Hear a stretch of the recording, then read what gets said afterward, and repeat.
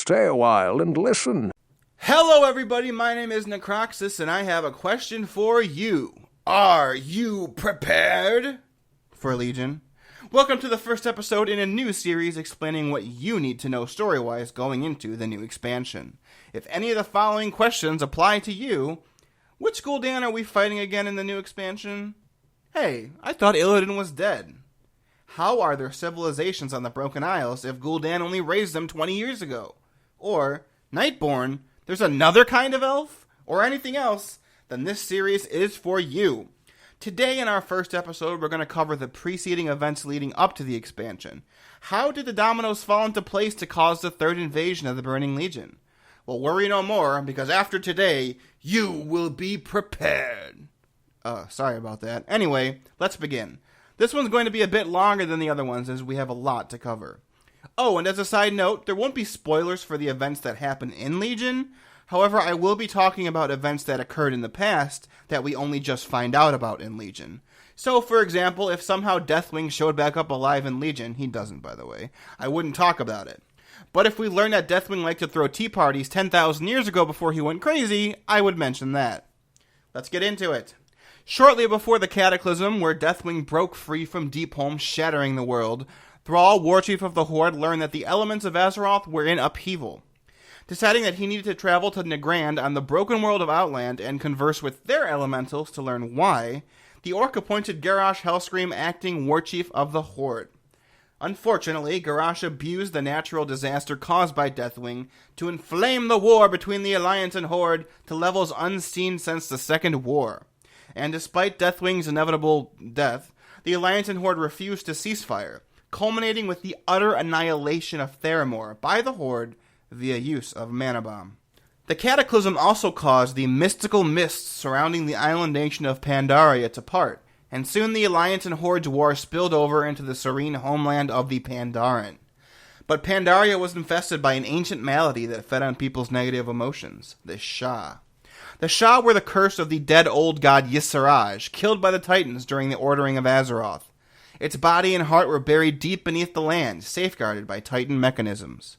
Garrosh obsessed over controlling the power of the Sha, believing it the key to winning the war.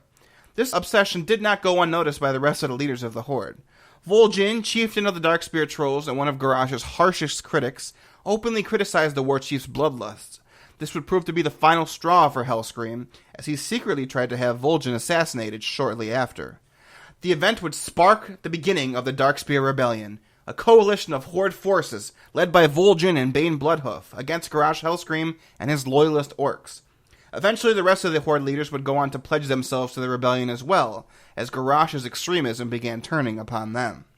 But before this rebellion could successfully overthrow the Warchief, Garrosh's forces discovered the Titan Vault that held the heart of Y'Saraj, and using its power, he launched an all-out attack against the Darkspear Rebellion and the Alliance, who had agreed to aid Vol'jin until Garrosh's defeat. Together, the armies of Azeroth besieged Orgrimmar, no longer the capital of the Horde, but now Garrosh Hellscream's fortress. Ultimately, the Warchief would be defeated and the Sha power of the heart drained, but before Thrall could rectify his mistake and kill Garrosh, High King of the Alliance, Varian Wrynn, stopped him, declaring that Garrosh's fate was not for him alone to decide. In the end, a trial for Garrosh in Pandaria was decided upon, which would ultimately prove irrelevant since the former Warchief would be freed by the Bronze Dragon Kairaz Dormu. Kairaz was working with Wrathion, the Black Dragon, whose plan involved using the time and universe-controlling powers of the Bronze Dragonflight to bring an army from another universe to help Azeroth and secure it against the Burning Legion. And so, with an artifact of the Bronze Dragonflight, Kairaz took Garrosh to another universe's Draenor, 35 years behind ours, a universe where Garrosh Hellscream was never born, with the intention of him rallying the Orc clans into a unified Orcish horde to then bring to defend our Azeroth from the Legion. But Garrosh, as he usually does, had other plans. He still wanted vengeance against Azeroth for defeating him during the Siege of Orgrimmar. Killing Kairaz, he then went in search of his father in this universe, Grom Hellscream. Yet at the same time, another Orc was working to twist his people to suit his own agenda. Gul'dan, an Orc outcast from his clan and without power, struck a bargain with Kil'jaeden, acting leader of the Burning Legion. Much like the Gul'dan from our universe, this Gul'dan was meant to enslave the orcs to the Legion's service in exchange for their unlimited magical power. Gul'dan gladly agreed, and was beginning to convince Grom and the other orc chieftains to unknowingly enslave themselves and their people to the Legion.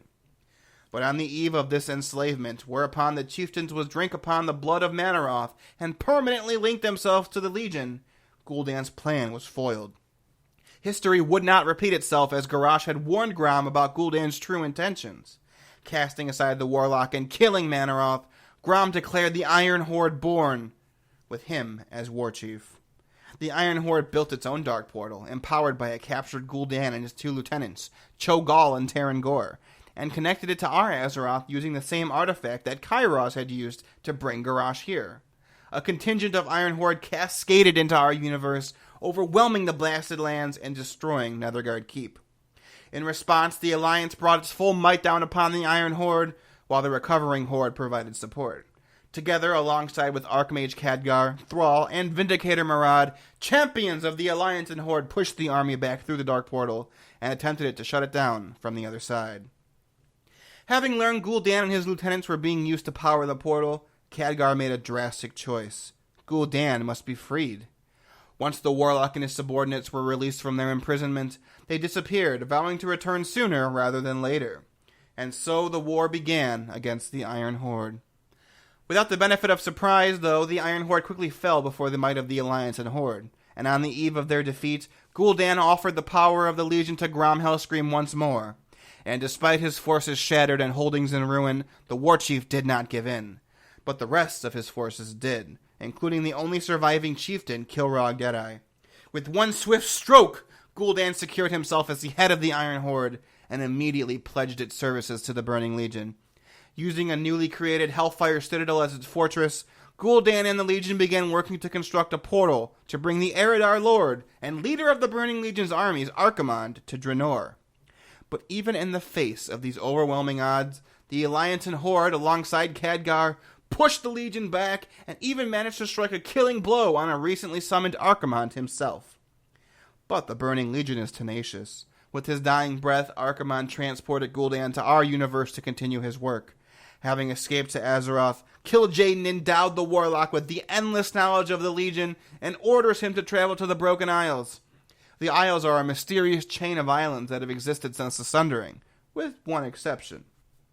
Our universe's Gul'dan, during the height of the Second War, abandoned the Orcish Horde and sailed to these same isles.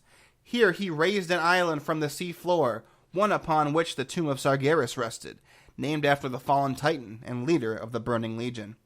This enormous structure was once a temple of Elune, but during the War of the Ancients, the first effort of the Legion to destroy Azeroth, the Legion also attempted to open a second portal here, besides the one at the Well of Eternity, to attack the Night Elves on 2 fronts. However, a splinter faction of highborn Night Elves, most of whom were loyal to Queen Azshara and the Legion, joined with the Night Elven resistance and closed the portal with the help of the Pillars of Creation. The Pillars are Titan relics that were used by the Titans themselves to shape Azeroth when the world was young, and was used again by the Highborn of Suramar to close the portal at the tomb of Sargeras. 9,000 years after this, the Guardian of Tirisfal, Egwin, fought and killed an avatar of Sargeras and placed its body in the tomb as well, while also reinforcing the seal on the portal that the Highborn had created. It was this power that our universe's Gul'dan was after, and it was his lust for power that ultimately led him to his death. Torn apart by demonic guardians inside the tomb, the last thing our universe's Gul'dan heard was the laughter of Sargeras, realizing he was nothing but a pawn all along. The alternate universe's Gul'dan was also endowed with this knowledge, the knowledge of his other self's death, and he knew he could not fail the Legion a second time. Infiltrating the tomb, Gul'dan bypassed all the traps and safeguards set to keep intruders out, all the while being hounded by Khadgar, who had chased him all the way back from the alternate Draenor. Soon the Warlock found the chamber that held the 5 seals keeping the Legion portal sealed, with Khadgar arriving moments later. The two unleashed their fearsome power against one another, but ultimately Gul'dan prevailed when Kil'jaeden gave him a burst of power from across the twisting nether. Destroying the 5 seals, the awesome energies of the Legion portal reactivated, and a monstrous gateway to the twisting nether opened. Unlike his main universe counterpart, the alternate universe Gul'dan succeeded. securing himself as a major leader in the Burning Legion and beginning the largest scale invasion of Azeroth it had ever seen. In response, the Alliance and Horde sent their fleets to the Tomb of Sargeras to try and head off the demon army before it could destroy our planet. Led by High King Varian Wrynn of the Alliance and War Chief Vol'jin of the Horde, the combined forces smashed against the immovable object that is the Burning Legion's forces. But in the process, the Alliance and Horde came to a terrible realization. Tirion Fordring, leader of the Argent Crusade and Paladin who famously struck down the Lich King, had been captured by the Burning Legion. With Gul'dan taunting them about the futility of their plight, Tirion is horrifically burned to near death in Fellfire. The Alliance and Horde make their final stand against Gul'dan at the entrance of the portal, and both pay for it dearly. Vol'jin is fatally wounded before the Horde forces pull back, and Varian Wrynn sacrifices himself to allow the Alliance forces to escape. Back in Stormwind, Anduin, Varian's only son, is crowned king as a funeral is held for his father, during which the Legion attempts to assassinate the newly crowned king before being thwarted by the timely arrival of the Illidari demon hunters. In Orgrimmar, a dying Vol'jin tells Sylvanas Windrunner that the spirits have granted him clarity, and that she will be the new war chief, dying right after this proclamation. During his funeral, the Legion attempts to also assassinate the Horde leaders, before being stopped by the Illidari demon hunters as well. Khadgar then sends word. The leading council of Six of Dalaran are deciding whether or not to allow the Horde back into the city following the events of Mists of Pandaria. He requests the aid of a champion to try and convince Jaina Proudmoore, the Kirin-Tor's leader, to stop refusing to allow the Horde back. During the meeting, Jaina is roundly outvoted and angrily vacates her position in the organization, allowing Khadgar to ascend to leadership. Bran Bronzebeard then enters the chambers, telling everybody that Magni, his brother and former leader of Ironforge, until his petrification right as the Cataclysm struck, has reawakened and traveled to Ulduar in Northrend. Chasing after him, Khadgar and Bran discover that Magni, now stylized as the Diamond King, informs them that his time crystallized has allowed him to commune with the spirits of Azeroth. This connection with Azeroth has revealed that the Pillars of Creation can be used to seal the portal at the Tomb of Sargeras once again, prompting Khadgar to travel to Karazhan in search of more knowledge. At the tower, Khadgar fights off a Legion incursion and obtains a book telling him more about the Pillars and takes it back to Dalaran. There, the Council of Six summons the spirit of Vol'jin, the first Guardian, and author of the book, who tells them where to find the Pillars. They still remain on the Broken Isles, and after fending off a Legion attack on the city, Khadgar and the Council use the power of Dalaran to teleport it over the Broken Isles and to begin their search. And so, World of Warcraft Legion begins. The Alliance, Horde, Argent Crusade, Earthen Ring, Knights of the Ebon Blade, Cenarian Circle, Kirin-Tor, and every other faction on Azeroth must put their differences aside and somehow figure out how to stop an unstoppable enemy, a limitless demonic army. The one and only chance that remains is to gather the 5 Pillars of Creation once again and try and seal the portal at the Tomb of Sargeras, much like the Suramar Highborn did 10,000 years ago. And now, you are prepared! Thanks for watching, everybody! If you found this video informative or entertaining, feel free to hit that like button. If you have any questions or feedback, positive or negative, leave those in the comments below and I'll do my best to address them. But as always, the best way to help me out is by sharing this video with anybody you think would find it interesting. I am always looking to introduce more people into the rich lore of Warcraft, and if I can do so to even one more person, then this whole YouTube thing will be all worth it. Thanks again for watching, and I'll see you next time for part 2. Stay awesome, and yeah, farewell.